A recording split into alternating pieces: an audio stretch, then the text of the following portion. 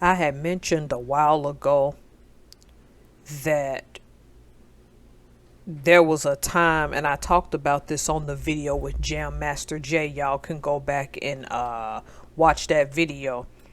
But you had to have come from a certain generation to get what I'm talking about. I'm referring to streetlight philosophy, but we'll get back to that in a minute. I promised that I would make a follow up video concerning lean. What I mean by lean is in the video the day before, I can recall stating that our young people stand in line for luxury goods and that they are entitled because you have whole generation right now alive that has never had the hardship that's going down. This thing is happening slowly, but when it torpedoes, it's not going to be a good thing. And I was watching Big Ward, the genius. This is going to sound like his video because it's weird how he made this video right before I decided to touch on this topic. And I'm going to keep giving y'all these warnings that way. For those of you who care to prepare, you can. I'm not here to do the gloom and doom right now. I'm not here to scare you. I'm just trying to tell you, if you look around, some stuff is going down. And it's in your best interest to start making some preparations now, if you can. Okay? My question, and I'm going to answer my question, is all of us FBAs that are older, do we owe this young generation an apology for not preparing them for lean? The easy answer to me for that would be yes. And that's because we got these kids standing in line for luxury goods. This whole FOMO going on. The chip on our shoulder as a community, because there's a time when we couldn't buy luxury goods. And I'm just at the point now where I can openly support a lot of black owned businesses, because a few years ago I didn't make nearly the money that I make now, even being a home owner. And you just have to learn when you first get a house to cut back, that you're going to lose out on some things. But there are a few things I think we need to talk about when it comes to our youth. And we need to get them prepared for what's about to go down. So the first one, as I said on Jam Master Jay's video, was the streetlight philosophy. This isn't about restricting you, telling you what to do and telling you how to live your life. You got to know, as a young black person living today in the United States, in certain places, you can say the whole country, I don't believe it, the whole country, that the loss of your life has no value, and that when you stay out roaming the streets at night, it gives a license to certain people to do things to you based on the color of your skin. Because we knew growing up, when the street lights came on, you got in the house. Y'all have got to start asking yourself, what is there to gain to constantly attack certain FBAs, because we're seeing this stuff in the news? For the first time in my life, because it's now daylight savings, despite the fact that it's supposed to get dark a whole lot later, I'm noticing that it's getting darker sooner than it should. And that could just be me being overprotective or paranoid. But I can remember the late Pastor Stephen Darby, and I'd have to find the scriptures, I'll get into that later, stating that God would have to shorten the days because people would get so wicked. And I think that we're getting to that right now. Okay. So my thing is, start trying to find some recreation inside your home. Even if you're poor, find a way, like we did, to entertain yourself without the need of going outside at night all of the time. This is not to say don't live your life. but start to slowly make it a habit of finding more efficient and cheaper ways to entertain yourself at home at night so that you don't have this problem. Because when those street lights come on, you know for us it's dangerous out here. Number 2, agriculture, the dirty, icky word, the thing we don't like to talk about, the thing that had our ancestors picking cotton, picking soybeans, picking tobacco, even picking crops that fed the master but didn't feed us. Our ancestors used to look to the stars, and that used to give all of us inspiration because they used the stars. Not that I'm saying you should, because I believe in God, but that's not the point right now.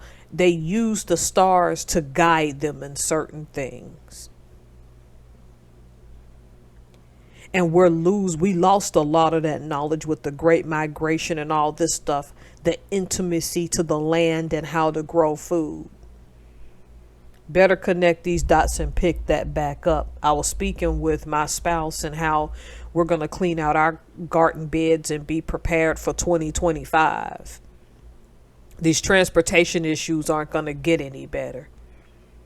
And my advice to you, if you guys can, find an old channel that has never been erased called Afro Prepper, because he shows you how to prep efficiently as a black person. He quit making videos many years ago.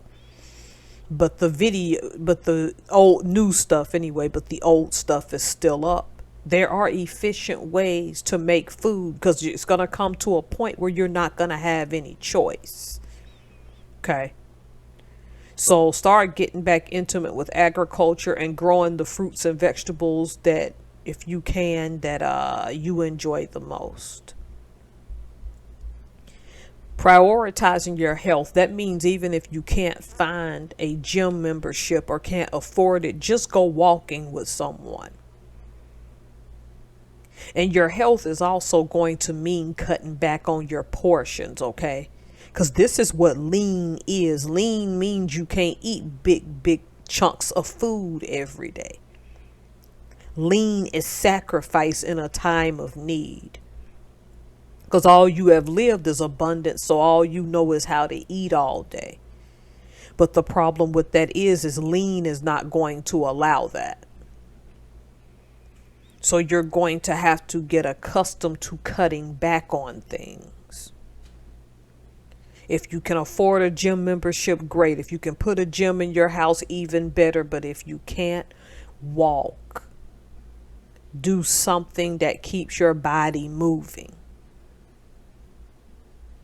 Okay. The fourth thing I want to touch on is economics, okay? You're going to have to learn basic math and how to cut back on things. And that'll be on my number 7.2. We'll get to that in a minute or in momentarily. However, there's a lot of people been doing cash stuffing and whatever. Sometimes you have more than what you think you do. Or you know how to make do with a little bit of nothing. Go look in your cupboard and see what you can pair with that to make meals with. Or start cutting back on your lights more. Or stop buying things you don't need, which we'll touch on that in the number 7, okay?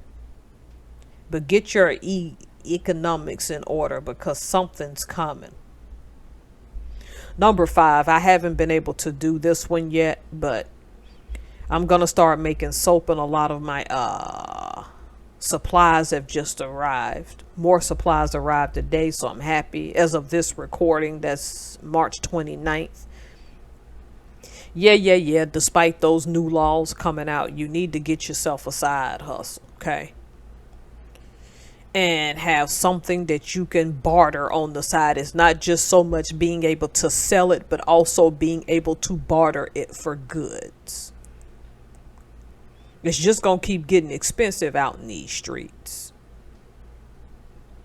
And even now with me ordering things on Amazon, they're pulling this crap. We can no longer ship stuff to your area. When they did it months ago, now they're claiming they can't. Something's coming, folks. If your side hustle is going to be to sell your cucumbers and zucchini, that's fine. If your side hustle is going to be to make candles and sell them, that's fine. If you're like me, once I start to recover, this is why I talked about health, because I've had bad cluster headaches and dizzy spells. I go see the doctor soon. So get something going. It doesn't have to be lucrative right away, that you can barter when times get bad, because lean is coming. This thing is probably going to make the stock market crash in the early 20th century look tame. It's gonna get bad out here. Okay. So do something that's going to allow you to barter for something else. Not you can get money from it, but barter as well. Number 6. This is where I get a little bit preachy. I can remember, like also with Stephen Darby, how God tells Daniel to shut the books off into the end. Whether you believe in the Bible or not, you're going to have to explain why that book that's a couple thousand years old, the things that God said was going to happen, is now happening. We're all now getting all of this knowledge of things that we didn't have. It's time to get you some books, even if you have to go to thrift stores and look for it. That can be a form of entertainment, is knowing thy history. This BS of waiting for the public school to teach you who you are, those days are gone. Public school is not good for anybody, and it certainly hadn't been good for FBAs.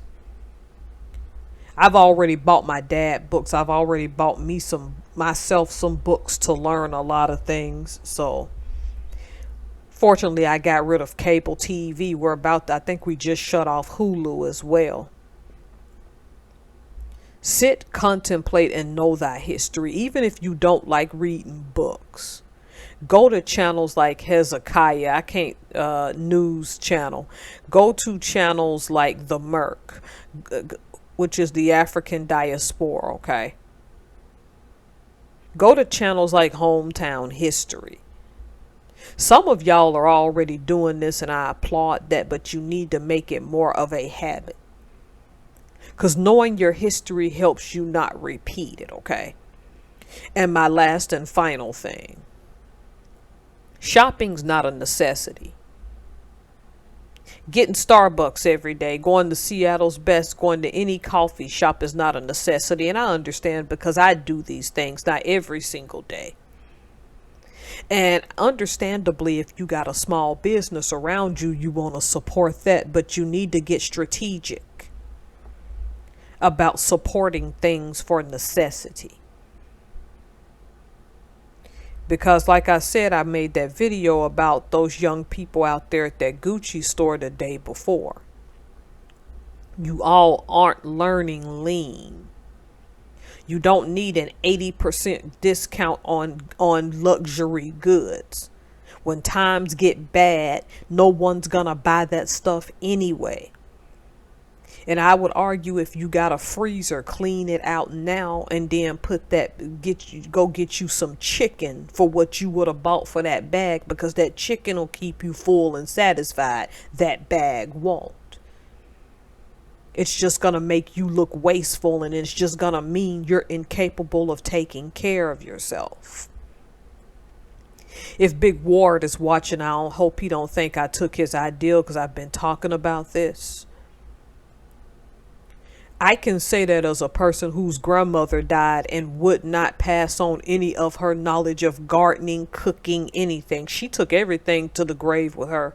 When she died June 13th of 2022, she'd already had dementia for a few years. But before that, she never would. Age 79 and back, when she had the knowledge, she would never tell us how she grew tomatoes and squash. She would never tell us how she baked buttermilk pies, how she perfectly stewed and cooked meats. She took everything with her. And then made a joke out of it and thought it was funny when you'd ask, and my relatives would sit and laugh, and I'd pretend to laugh. I'm like, her being this selfish is not funny. If you don't want to teach me how to make buttermilk pie, I understand that, because those are sweets. But the agriculture, we could have benefited from that. These so-called big mamas, these so-called people dying, some of y'all are selfish. That's why I admired that one grandmother who was teaching her little granddaughter how to cook and was calling her names, and people say that's mean because I've seen those clips. Because the sad part is she was actually imparting knowledge on that little girl, and because of who her mother was, she didn't want to receive it. So it goes both ways, okay? But we got to start going back to the days of old when it was the street light philosophy and looking out for each other. And saying sometimes when those street lights come on, you need to get your butt in the house and not want to rip and run the streets at night, because you'll find yourself dead chasing the streets. We need to get back to telling people how to be frugal and save and how to do things out of necessity. We need to get back to bartering like we did when I was a kid. You swapped out squash for tomatoes because things were, by that time, expensive then, and you knew how to cut cost. Like Big Ward says, making a way out of no way.